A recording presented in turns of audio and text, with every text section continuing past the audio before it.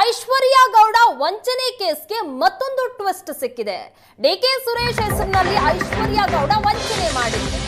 ಆ ವಂಚನೆ ವಿಚಾರಕ್ಕೆ ಸಂಬಂಧಪಟ್ಟಂತೆ ಮತ್ತೊಂದು ಟ್ವಿಸ್ಟ್ ಸಿಗ್ತಾ ಇದೆ. ವಂಚನೆ ಕೇಸ್ನಲ್ಲಿ ಮಾಜಿ ಸಚಿವರಿಗೆ ಹಾಗಾದ್ರೆ ಶಾಕ್ ಕಾದಿದೆಯಾ? ಮಾಜಿ ಸಚಿವ ಕುಲಕರ್ಣಿ ಕಾರು ಚಾಲಕ ವೀರೇಶ್ನನ್ನ ವಿಚಾರಣೆ ಮಾಡಲಾಗಿದೆ.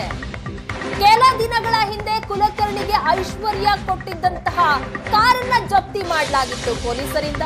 ಈಗ ಕಾರಿನ ಚಾಲಕ ಇದ್ನಲ್ಲ ವೀರೇಶ್, ಆತನನ್ನ ವಿಚಾರಣೆ ಮಾಡಲಾಗಿದೆ.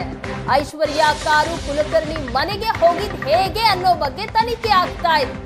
ಕಾರ್ ತಂದು ಕೊಟ್ಟ ಚಾಲಕನ ವಿಚಾರಣೆಯನ್ನ ಹೀಗಾಗಿ ಪೊಲೀಸರು ಮಾಡಿದ್ದಾರೆ. ಸಾಕಷ್ಟು ಮಾಹಿತಿಗಳನ್ನ ಕಲೆ ಹಾಕಿದ್ದಾರೆ. ಕಾರು ಕೊಡಲು ಕುಲಕರ್ಣಿ ಹೇಳಿದ್ದಾಗಿ ಹೇಳಿಕೆ ಕೊಟ್ಟಿದ್ದಾನೆ ಚಾಲಕ.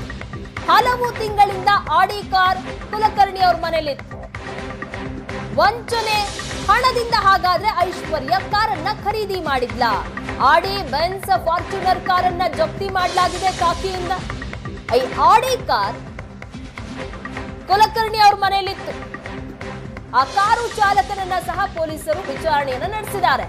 ಆಗ ಕುಲಕರ್ಣಿ ಅವರೇ ಹೇಳಿದ್ರು ಹಾಗಾಗಿ ಕಾರ್ ಕೊಟ್ಟಿದ್ವಿ ಅಂತ ವೀರೇಶ್ ಚಾಲಕ ಹೇಳಿದಾನೆ.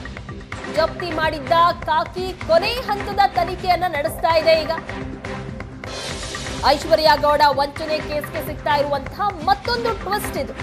ಹಾಗಾದ್ರೆ ಈ ವಂಚನೆ ಕೇಸ್ನಲ್ಲಿ ಈಗ ಮಾಜಿ ಸಚಿವರ ಹೆಸರು ವಿನಯ್ ಕುಲಕರ್ಣಿ ಅವರ ಹೆಸರು ಪದೇ ಪದೇ ಕೇಳಿ ಬರ್ತಾ ಇದೆ. ವಿನಯ್ ಕುಲಕರ್ಣಿ ಅವರ ಕಾರು ಚಾಲಕ ವೀರೇಶ್ನನ್ನ ಸಹ ವಿಚಾರಣೆ ನಡೆಸಿದ್ದಾರೆ. ಯಾಕಂದ್ರೆ ಆಡಿ ಕಾರ್ ಕುಲಕರ್ಣಿ ಅವರ ಮನೆಯಲ್ಲಿತ್ತು, ಹೀಗಾಗಿನೇ ವಿಚಾರಣೆಯನ್ನ ನಡೆಸಲಾಗಿತ್ತು.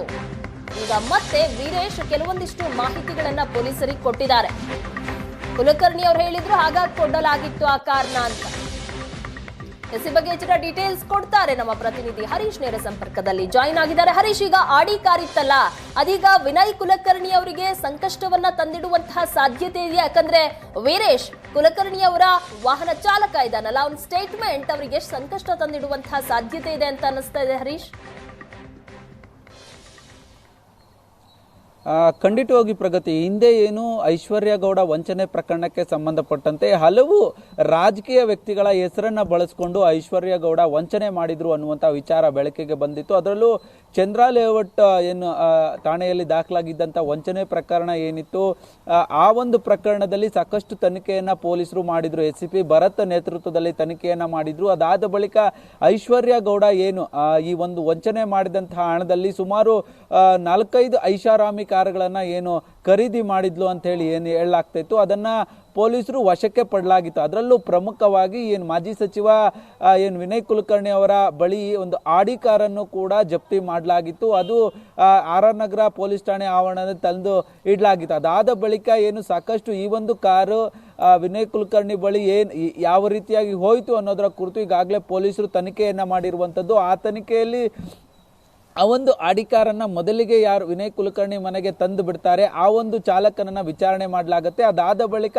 ಆತ ವಿನಯ್ ಕುಲಕರ್ಣಿ ಕಾರ್ ಚಾಲಕ ವೀರೇಶ್ ಅವರ ಹೆಸರನ್ನ ಹೇಳ್ತಾನೆ. ಹೀಗಾಗಿ ಆತನನ್ನು ಕೂಡ ಕರೆದು ಪೊಲೀಸರು ಈಗಾಗಲೇ ವಿಚಾರಣೆಯನ್ನ ಮಾಡಿರುವಂಥದ್ದು. ಈ ಒಂದು ಸಂದರ್ಭದಲ್ಲಿ ವಿನಯ್ ಕುಲಕರ್ಣಿ ಅವರ ಸೂಚನೆ ಮೇರೆಗೆ ಆ ಒಂದು ಕಾರನ್ನ ತರೋದಕ್ಕೆ ಹೇಳಿದ್ದೆ ಅನ್ನುವಂಥ ವಿಚಾರವನ್ನು ಕೂಡ ಈಗಾಗಲೇ ಚಾಲಕ ವೀರೇಶ್ ಏನಿದ್ದಾನೆ ಆತ ಬಾಯ್ ಬಿಟ್ಟಿರುವಂಥದ್ದು. ಅದಕ್ಕೆ ಸಂಬಂಧಪಟ್ಟಂತೆ ಒಂದಷ್ಟು ಎವಿಡೆನ್ಸ್ಗಳನ್ನ ಈಗಾಗಲೇ ಪೊಲೀಸರು ಕಲೆಕ್ಟ್ ಮಾಡಿ ಈಗಾಗಲೇ ಒಂದು ಹಂತದ ತನಿಖೆ ಈಗಾಗಲೇ ಮುಕ್ತಾಯವಾಗಿದೆ. ಇನ್ನೇನು ಕೊನೆ ಹಂತದ ತನಿಖೆ ಈ ಒಂದು ಚಂದ್ರ ಲೇಔಟ್ ಠಾಣೆಯಲ್ಲಿ ದಾಖಲಾದಂಥ ವಂಚನೆ ಪ್ರಕರಣ ಏನಿತ್ತು, ಆ ಒಂದು ಪ್ರಕರಣಕ್ಕೆ ಸಂಬಂಧಪಟ್ಟಂತೆ ಬಹುತೇಕವಾಗಿ ಕೊನೆ ಹಂತ ತಲುಪಿದೆ ಅಂತೇಳಿ ಸದ್ಯಕ್ಕೆ ಈಗಾಗಲೇ ಪೊಲೀಸರು ವಿಚಾರಣೆಯಲ್ಲಿ ಗೊತ್ತಾಗ್ತಾ ಇರುವಂಥದ್ದು. ಜೊತೆಗೆ ಈಗಾಗಲೇ ವೀರೇಶ್ ಚಾಲಕನ ಒಂದು ಹೇಳಿಕೆಯನ್ನು ಕೂಡ ಈಗಾಗಲೇ ಪೊಲೀಸರು ದಾಖಲು ಮಾಡಿಕೊಂಡಿರುವಂಥದ್ದು. ಹಿಂದೆ ಏನು ಇದೇ ಆಕೆ ಏನು ವಂಚನೆ ಮಾಡಿದಂಥ ಹಣದಲ್ಲಿ ಸುಮಾರು ಬೆನ್ಸ್ ಕಾರ್ ಆಗಿರ್ಬೋದು, ಆಡಿ ಕಾರ್ ಆಗಿರ್ಬೋದು, ಜೊತೆಗೆ ಫಾರ್ಚುನರ್ ಕಾರ್ ಆಗಿರ್ಬೋದು, ಎಲ್ಲವನ್ನೂ ಕೂಡ ಈಗಾಗಲೇ ಏನು ಪೊಲೀಸರು ವಶಕ್ಕೆ ಪಡೆದು ಈಗಾಗಲೇ ಅದಕ್ಕೂ ಕೂಡ ಒಂದಷ್ಟು ಸ್ಟೇಟ್ಮೆಂಟ್ಗಳೇನಿತ್ತು ಆ ಚಾಲಕ ಆಗಿರ್ಬೋದು, ಅಂದ್ರೆ ಆ ಕಾರನ್ನ ತಂದು ಬಿಟ್ಟಂತಹ ಚಾಲಕ ಆಗಿರ್ಬೋದು, ಆ ಎಲ್ಲವನ್ನೂ ಕೂಡ ಈಗಾಗಲೇ ಸ್ಟೇಟ್ಮೆಂಟ್ ದಾಖಲು ಮಾಡ್ಕೊಂಡಿರುವಂಥದ್ದು. ಇನ್ನು ವೀರೇಶ್ ಕೂಡ ಏನು ಆಕೆ ಐಶ್ವರ್ಯ ಗೌಡ ಮಹಾರಾಷ್ಟ್ರಗೆ ಹೋದಂತಹ ಸಂದರ್ಭದಲ್ಲಿ ಈ ಕಾರ್ನಲ್ಲಿ ಆಡಿ ಕಾರ್ನಲ್ಲಿ ಹೋಗಿರ್ತಾರೆ. ಮತ್ತೆ ಬರೋವಾಗ ಆ ಕಾರನ್ನ ವಿನಯ್ ಅವರ ಮನೆಯಲ್ಲೇ ಬಿಟ್ಟು ನಂತರ ಆಕೆ ಫ್ಲೈಟ್ ಅಲ್ಲಿ ಬಂದಿರ್ತಾರೆ ಅನ್ನುವಂಥ ವಿಚಾರವನ್ನು ಕೂಡ ಏನು ವಿನಯ್ ಕುಲಕರ್ಣಿ ಅವರ ಚಾಲಕ ಈಗಾಗಲೇ ಬಾಯ್ ಬಿಟ್ಟಿರುವಂಥದ್ದು ಪ್ರಗತಿ.